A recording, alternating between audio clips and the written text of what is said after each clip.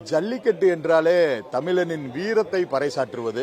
அதிலும் மதுரை மாவட்டத்தில் அந்த தை திங்கள் முதல் நாளில் ஜல்லிக்கட்டு துவங்கும்.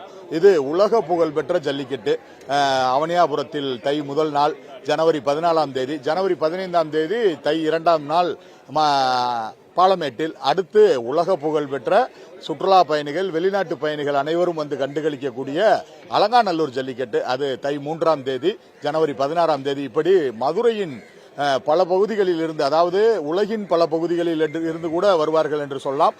அவ்வளவு புகழ் பெற்ற ஜல்லிக்கட்டு மதுரை அவனியாபுரத்தில் துவங்குகிறது. இந்த ஜல்லிக்கட்டுல பார்த்தோம்னா காளைய பிடிக்கிறவங்க, மாடுபிடி வீரங்க, காளைகளுக்கு பரிசுகள், ஏகப்பட்ட பரிசுகள், டிராக்டர், காரு, அண்டா, பானை, அது போக வீட்டு உபயோகப் பொருட்கள், கிரைண்டர், மிக்சி, அது போக பீரோ, கட்டில், இப்படிலாம் சைக்கிள், இருசக்கர வாகனம் இப்படிலாம் கொடுப்பாங்க. இதெல்லாம் வர்ணனையா தொகுத்து சொல்றது. அதாவது இந்த காலம் வருது, இந்த ஒரு நபர் பேரை சொல்லி அவரோட காலம் வருது, இந்த வர்றான் கொம்பன் வர்றான், அந்த மாதிரி கால பேரை சொல்லி வர்ணனை பண்றது. அது போக ஜல்லிக்கட்டு மாடு பிடிக்கிறவங்களுக்கு, ஐயா 2 பேர் மாடு பிடிக்க கூடாது, ஒருத்தர் தான் பிடிக்கணும், 2 பேர் பிடிச்சா ஒருத்தருக்கு பரிசு, ஒருத்தருக்கு பொங்கல் வாழ்த்து, இப்படிலாம் வர்ணனை பண்ற வர்ணனையாளர் நம்மோட இருக்காரு.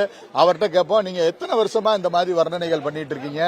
இந்த வர்ணனைகள்னால இத எப்படி உங்களுக்கு இந்த அந்த பேச்சு ஸ்லாங்கே ஒரு மாதிரி இருக்கும், அது எப்படிலாம் இருக்கு அப்படின்னு சொல்லுங்க.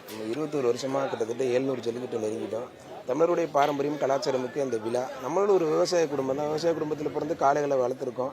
சின்ன பிள்ளைலேருந்து ஒரு ஆசை, கபடி கிரிக்கெட்லாம் கமெண்ட் பண்ணுறாங்களே, இந்த மாதிரி நமக்கு நம்மளுடைய ஜல்லிக்கட்டில் கமெண்ட் பண்ணலான்னு ஒரு ஆசை, அதுலேருந்து பழக்கப்பட்டதான். சரி, இவ்வளோ ஊறி போனதான் தெரியும். ஜல்லிக்கட்டு காலை தொட்டுப்பார், மாடுபிடி வீரரைய தொட்டுப்பாரப்பா, ஆத்தாடி அருமையான மாடு நொறுக்கி எடுக்குதுப்பா, முடிச்சுப்பாரு சொல்லும்போது அந்த வீரர் ஒரு உற்சாகப்படுவார்.